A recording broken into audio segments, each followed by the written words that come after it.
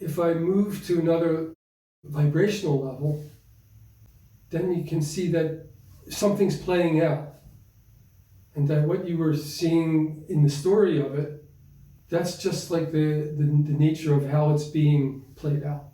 The players, the actors. But when you start to expand vibrationally, you start to become more connected to the forces involved that then are descending into the story and into creating the characters and the interplay. And when consciousness expands and becomes at a higher frequency, things start to merge and things start to become more symbiotic again. And I know for myself, I have a feeling of serenity and well-being, but also a strength, physical strength and emotional strength. And so it's my go-to place, is to sit down, activate myself, expand frequencies, and then I feel like I'm more seeing reality and also contributing something that's raising consciousness. Because if we're for or against, you're really creating what it is that you're for or against. If you're taking sides, you're creating the other side. You're creating the conflict. So transcending that and just putting in higher frequency to the grid or to the global mind, you could say. It's like when we talked about working with the central channel and being in present time. And as your system releases the past stress patterns and the future projection patterns, and you start to notice what is actually happening in the present, and you start to work more with things as they are in the present. And that leads you to changes, to transformation. And then you develop over time the recognition when you're becoming out of phase with present time. Even though we can't really think of present time in the way that we think of linear time, we have to expand and we have to be able to capture what is present time more from the abstract mind. And we've talked about that before, a synthesis of past, future, but all operating simultaneously. And those labels, of course, fall away, and then we're having an experience of what some people call present time continuum or no time. But in our healing journey and understanding that being in the present is the only place where reality is happening, and that the more you participate in that, the more it contributes to well-being and health and a true perception or approprioception, you could say. But it's interesting to notice when you're phasing out, slipping into past time, slipping into being a victim, or slipping into a state of blame, or slipping forward and waiting until something occurs so that you can get on with it. A set of circumstances that you're waiting for so that you can have what you want or participate in life. And so you find yourself phasing in, phasing out. When you're in phase, in present time, there's plenty to do. There's plenty to participate in. There's plenty of opportunities, even though they may be opportunity defined differently than you had before when you were waiting. So the same thing with this larger level, this expanded network of the global activity, where you have state by state, country by country, the global arenas now have the tendency to be pulling into polarization further. Now, psychologically, when that happens, it's a characteristic of being bipolar. When you have this such polarization that the two don't harmonize in the center. So maybe we could say that we have a bipolar planet right now. And finding yourself being against something or for something, and catching that, and then realizing with the knowledge that you've acquired through the work that you're doing, that you can input to the grid, to the network with a vibration that changes the dialogue, changes the discourse from victim against to something that's more communion, cooperative, common good, those kind of themes. Unconditional love, you can say. But I'm watching myself vacillate in and out of phase with the polarization and the ability to see that and want to transcend that and then input something to the grid that raises the frequency. And it's hard to see the effect of it right now because this divisiveness is so seemingly so powerful. And what I always feel is that it's like a sickness before it heals. The symptoms come to the surface and sometimes they can really rage before they discharge. With that alignment to higher frequencies, it makes me more aware of something that I've been talking about. And the last time I talked about it quite a bit was this network effect and how when we participate in the network, we create the network. And when we participate and create the network, it also creates value in that network. And when we're used to defining value in certain ways, we might not be able to see it when it presents itself to us in other ways. What is the value of participating and working in a network? Now, the network doesn't belong to anybody. And how it's being created, I think is really interesting. But at the same time, we could say that everything in our world is based on networks. So just the earth itself is a network of flow of different elements, of water, of air, movement of the tectonic plates on the earth. It's all kind of a movement of network where things are affecting each other. Pressure, change of pressure, all affects everything. And in our own life, we have a network of systems within our body. We have a digestive system, circulatory, respiratory nerves, and not only are they systems that have very important functions, but it's very interesting to see how they are interoperable with each other to create the fundamentals of our human life. And so when that interoperability breaks down, it's a cause of sickness, of disease. So that's one thing that we can be aware of. And then we extend that network beyond ourselves to our family, the people that are close to us, friends, work associates. If we go beyond that, and in our time, we have media, which they even call themselves networks. And they produce images, they produce language, they produce ideas. And those images and those ideas start to become imprinted and part of the conscious, unconscious transmission that goes on, and it influences everyone in terms of what's reality, what's happening, what's real, what do I like, and how can the intelligence now of the media and social media accommodate what I like and appeal to that. But as it does that, it kind of narrows down what I'm seeing, because it only wants to show me what I like, what I'm for. And it deletes a lot of things. So what I'm getting in a lot of ways is out of context. This is something that's becoming quite predominant all around the planet.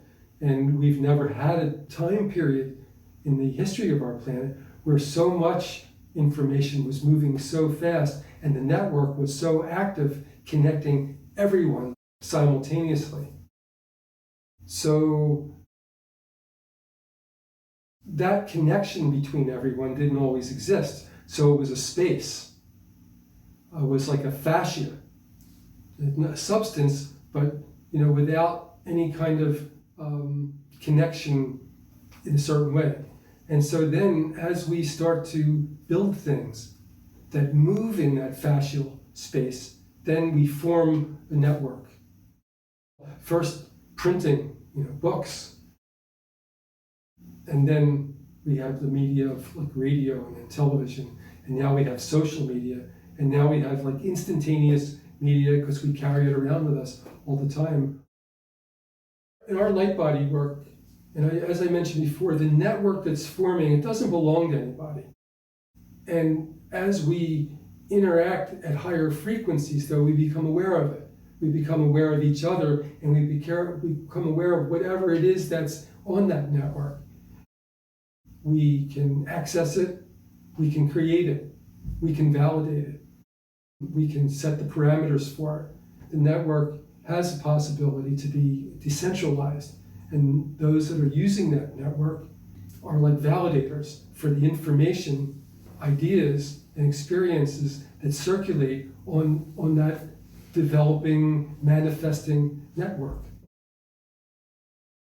So understanding our immediate network, and also networks get what we can call congestion, clogging it up, and that can cause other problems like with transmission, with completeness of the transmission. And it's good to recognize in your life and in your interactions where you may have congested networks and learn how to clear those congested networks. You could call it the light body network. You could call it the global network.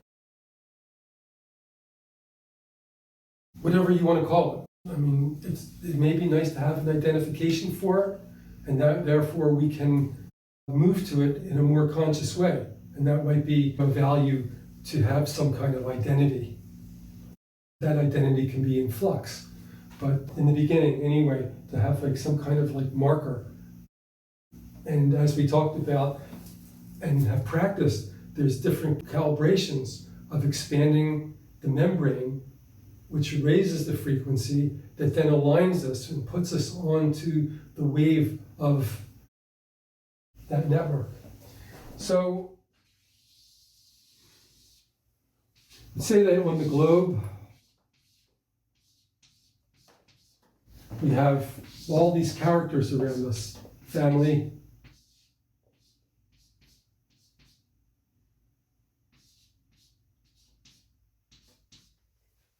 and friends. And as we get into family, of course, then we have extended family. If you have aunts, uncles, if you have children, they have spouses or partners, and those partners have family. So it becomes like quite an intricate web of relationships, but also of information, emotion, psychology, and that's a network. And a lot of times, since it has this emotional charge to it,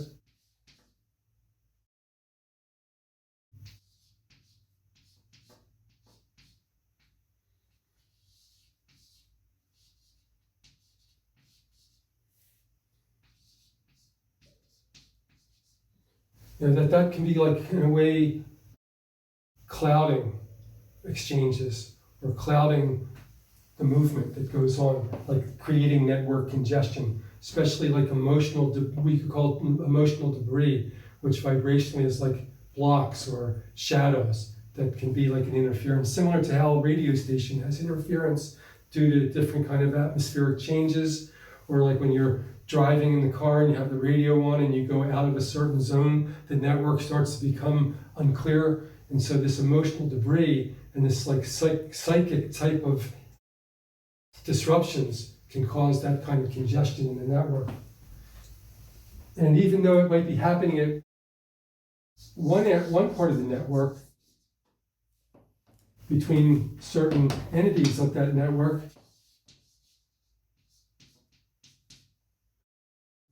in a certain sense, you're not connected to that interference.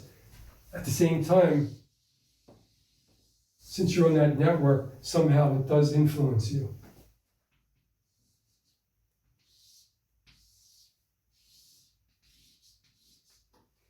So that's just our immediate layer. And then we have this layer of the work that we do, those environments.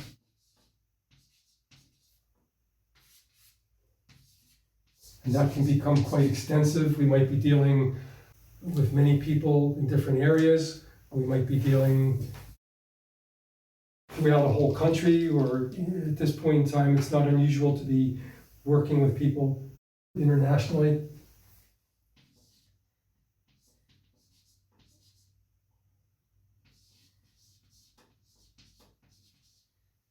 So it just can be useful, I think, and I wouldn't dwell on it or I wouldn't become preoccupied with it, but just to notice sometimes how you're being influenced by these different layers of network that are moving through your life, that are creating energy, that are moving through your system. Sometimes because you are actively participating, but sometimes it can be just very unconscious because it sets up, in a way, an electrical network of exchange that, again, you may be participating in consciously or not. So you've got the secondary layers.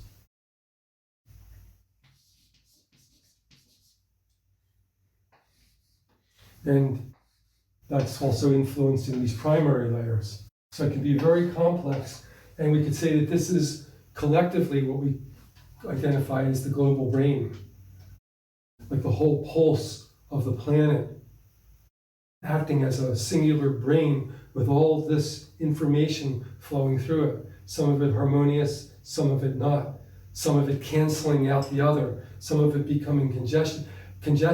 It's like when you yourself have a lot of information, a lot to do, you become overwhelmed and you might feel a little bit confused. This can be happening, as a whole with the global brain.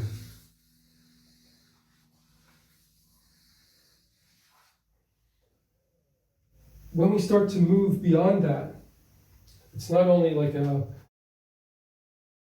physical, atmospheric, but also it's vibrational. We're expanding, and we hit this point, like we talked about, a calibration where we're kind of transcending the dimension that we usually participate in.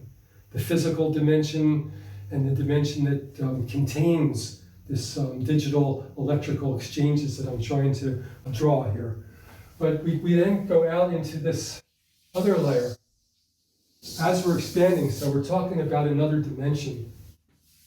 And the question becomes is how interoperable they are. And that interoperability is something that we have the possibility to create now. So that what we do and create on this layer, we can have it descend, involute into the function and informational exchange that happens in this layer that we've just been talking about. So let's just say that this is a light body network. Again, you can identify it how you like. I'm not attached to that. That's how I've been identifying it for a long time now. And then, if this is a layer of frequency, just consider sometimes that there's another layer of frequency beyond that.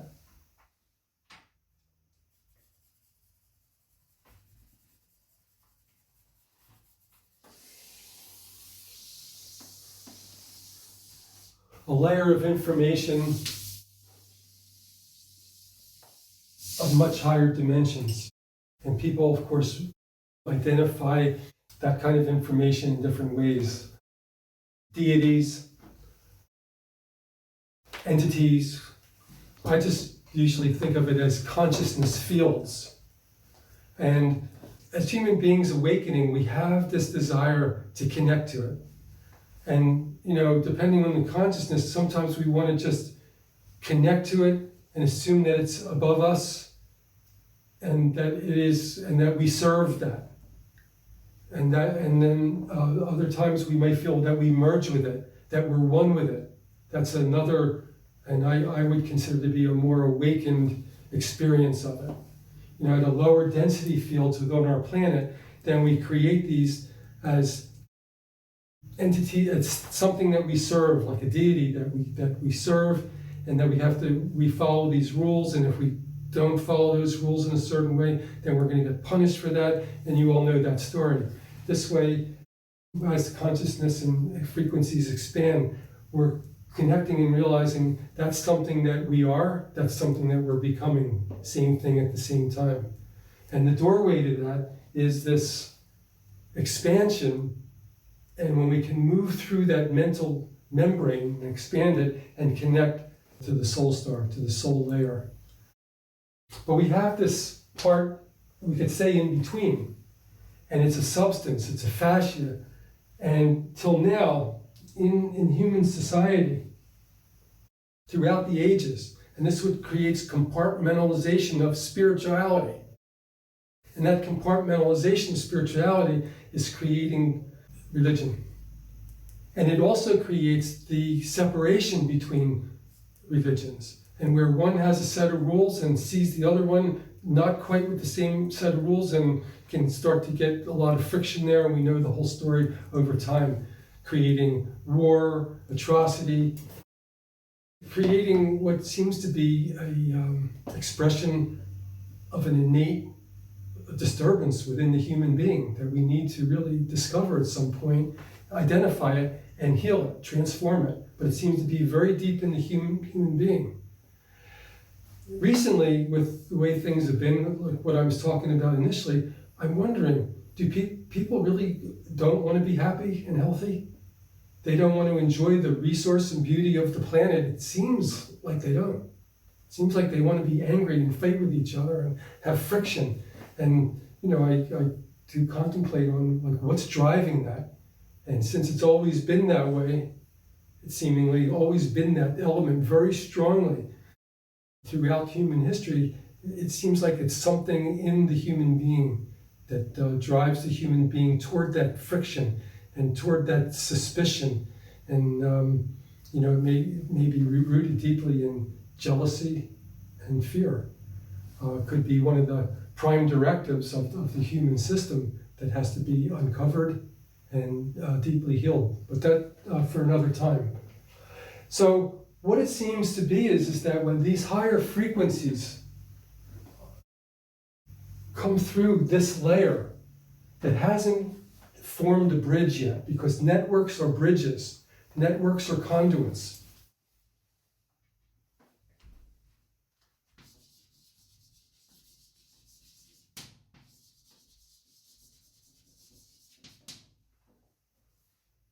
And we've done that with information, at one time in the planet, word of mouth, then through literature, and now through radio. As I mentioned before, this progression of more and more connectiveness for the flow of information.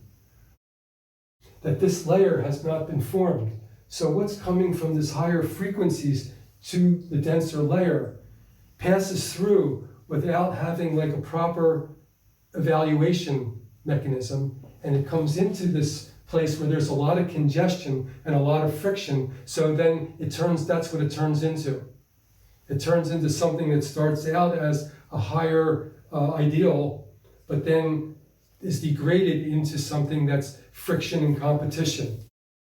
And then starts to be an expression of this element within the human being that I was just talking about before, that seems to need friction and seems to need, I have to say it, violence, destruction. It seems to need that. So as we start to expand and we start to enter into a realm of frequency that has not been formed, hasn't really been manifested, and energy and information, impressions from much higher levels just seems to pass through into one that filters it, distills it into something that oftentimes is not useful and not really representing the original information that it carried. You need to decide that. That's part of what you need to sit on and find out what is the truth about it. This is only my experience. I'm not trying to tell you that this is the way it is. But it seems clear to me, but see what becomes clear to you. this network is the network that's forming. It's like when you see this kind of time-lapse photography of how a root system forms. It's like one extension, and then another one, and then it logarithmically increases and becomes more complex. This is exactly how the brain formed during evolution. The neuronet, the complexity of it, is starting to form within the fascia, within the substance of this layer, and it's acting as a bridge in both directions, from this denser layer of humanity and the planet to this higher levels, and from these higher levels into humanity. And when it does that, it's not evolution, it's involution, an involution that is integrated and expands and changes the vibration of our planet and of humanity. So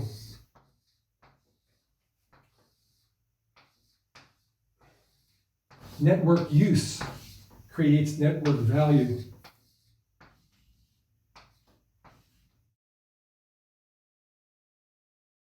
What we're finding is, what I find, and I've had a lot of feedback from people, is that when we're in this frequency, there is a harmonization that's taking place. Harmonization with our own system and harmonization within our surroundings. Some sessions ago, I started talking about distance healing and distance sessions. And I want to talk about that more later in another session soon. But it's interesting when we get that idea of this distance healing and distance sessions, how we then take that information and then carry it out, in our process. Stepping back from, how we might evaluate that within our day-to-day life as a practitioner of something or a artist of something, creator. We step back and see, what's happening on just a vibrational level. We're creating like a matrix of frequencies. This has actually been identified like a tetrahedron, like a diamond matrix, a vibrational vehicle. And you start to create that. It's like kind of a world that you're in. And a part of you, the more you work in that level, part of you starts to vibrate and it sets up like this matrix similar to how your body was set up when it developed in the womb. It became a housing for your consciousness and for your activities and for your productivity. And so that's something that's extended now into this layer. And you could say, well, what's the value of that? And immediately you could say, it's a healing matrix. And then when you return to those frequencies of the day-to-day, that healing matrix is still vibrating there. You're creating this matrix that's always there. Part of you is always there. And it's not like it's separate from who you are day-to-day. It's just you at a certain layer of frequency, and when you expand to those frequencies, you are in present time continuum. It is the nature of that layer of frequency. These denser frequencies, as they get more dense and you could say more compressed, starting to flatten out onto what we identify as a timeline with past and future. And then we're trying to quickly find that point that's the present. But as soon as, of course, you identify the present, it's already the past. So we can't really identify it in that way. But as the frequencies expand and decompress, we come into this present time continuum, which is past, future, synthesized.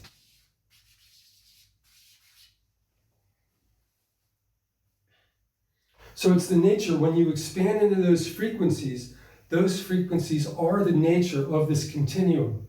And once that continuum is set up, it's always operating, it's always functioning. And the more that you do there, then the more substance it has. And then if it has substance, then it has value. You've created a value there for yourself to go there, to balance, to experience no judgment, to experience frequency harmonization of the chakras and the kundalini and the outer body, which is a system altogether. And so that's one of the main things that you're creating initially. It's for yourself to go there for balancing, for change of perception, for interacting with nature, with other human beings and other species, in a more conscious way. And it's something that initially you can use to work with what we called distance healing.